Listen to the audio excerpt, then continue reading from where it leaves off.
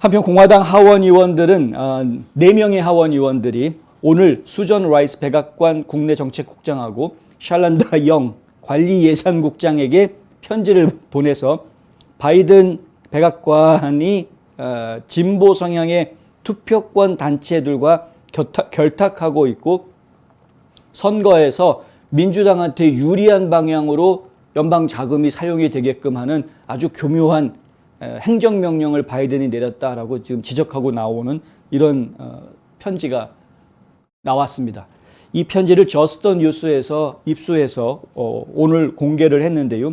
이 공개된 서한은 총 4페이지로 구성이 되어져 있는데 짐 조던 공화당 의원, 법사위원회 위원이죠.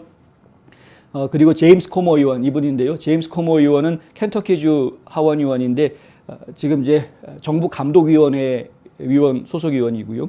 그리고 행정위원회에 있는 로드니 데이비스 의원, 그리고 이제 노스캐롤라이나에 있는 테드 버드는 트럼프 대통령의 강력한 지지를 받고 있는 후보죠. 예, 테드 버드 연방 하원 의원 등 4명의 공화당 하원 의원들이 서명했습니다. 이 내용을 보면은요. 민주당은 일생일대의 팬데믹을 이용해 여러 주요 주에서 선거 행정을 근본적으로 변화시켰다.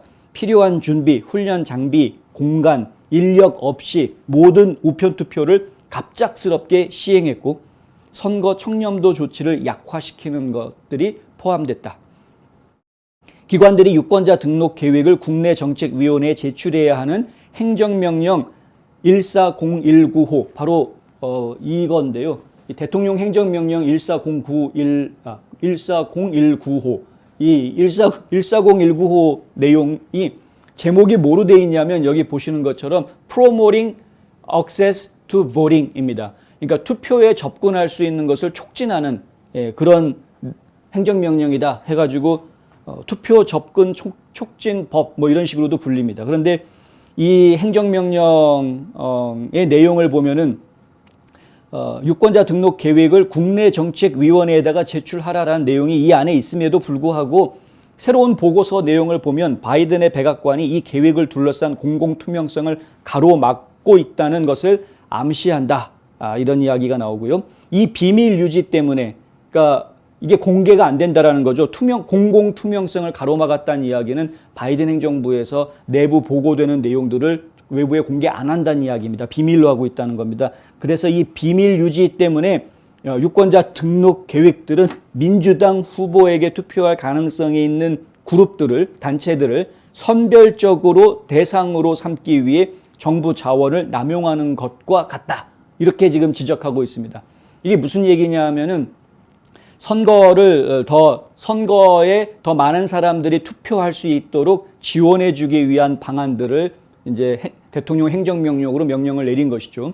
근데 그 내용들에 보면은 이 내용은 작년에 내려진 행정명령입니다만은 하지만 지금 이것이 문제가 되고 있는 게 연방의회에서 연방 하원도 그렇고 연방 상원도 그렇고 특히 이제 연방 하원이 앞장서서 투표법을 지금 각 주에서 관리하고 있는 부분인데 그것을 어떤 방식으로 투표를 할 거냐, 어떤 식으로 개표를 할 거냐 이런 것들에 대한 규정을 각 주의회가 결정하게 되어 있습니다.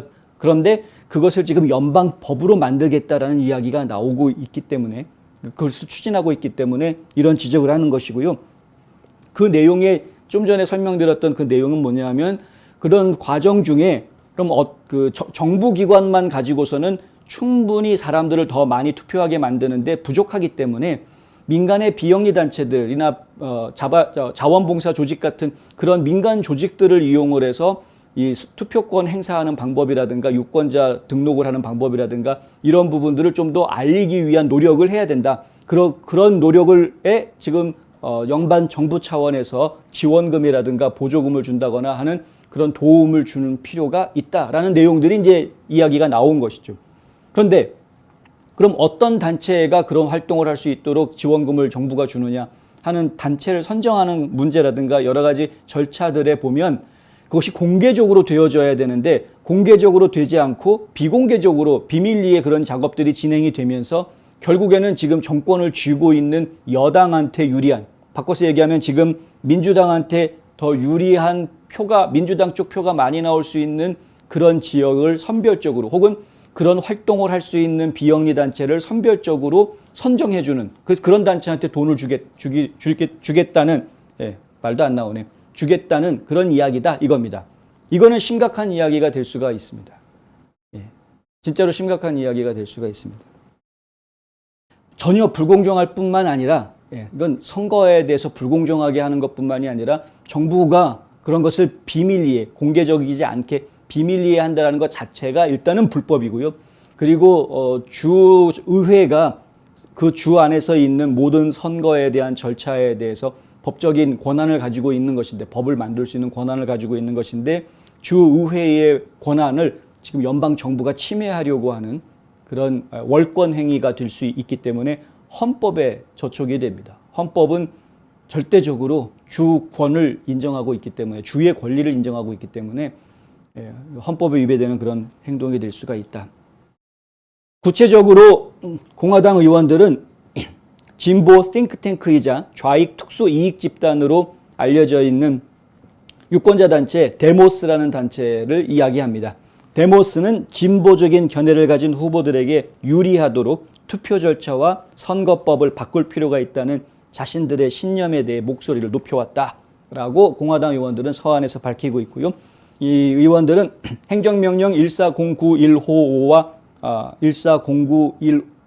14019호와 관련된 비정부 기관 및 연방정부와 기관의 다른 부서들 사이에 서신에 대한 기록을 내놔라 라고 지금 요구했습니다. 그 서한의 맨 마지막 네 번째 페이지에 보면은 1번, 2번, 3번 해가지고 이거 내놔라, 이거 내놔라, 이거 내놔라 한 이제 뭘 내놔라 라는 이제 요구를 하고 있는데 그 내놓으라고 하는 내용이 바로 결국은 이 비영리 단체들하고 그러니까 정부기관이 아닌 비영리 단체들하고 또 연방정부 기관들과 서로 간에 주고받았던 이 선거 문제와 관련해서 주고받았던 모든 통신 기록들 다 내놔라라고 이제 요구를 해놓은 상태입니다. 몇 년 동안 의회와 전국의 민주당원들은 유권자 등록과 접근의 확대를 주장해 왔지만 기본적으로 모든 공화당 의원들이 DC의 입법 노력이 민주당에 영구적으로 유리한 제도를 만들 것이라는 우려 때문에 경계하고 궁극적으로 반대해 왔었습니다.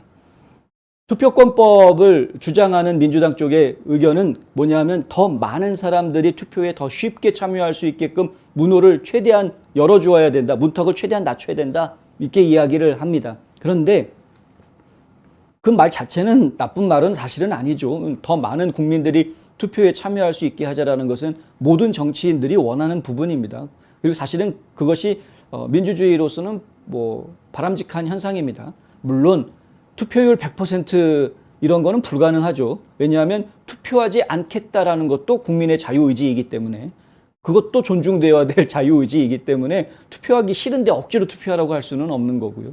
뭐 투표하고 싶은 사람들은 투표하면 되는 거죠. 투표하기 싫건 투표하게 하고 싶건 상관없이 무조건 다 투표하는 이 북조선과는 얘기가 좀 북조선은 투표 한번 하면은 투표율이 뭐 99% 뭐 이렇게 나오니까 예.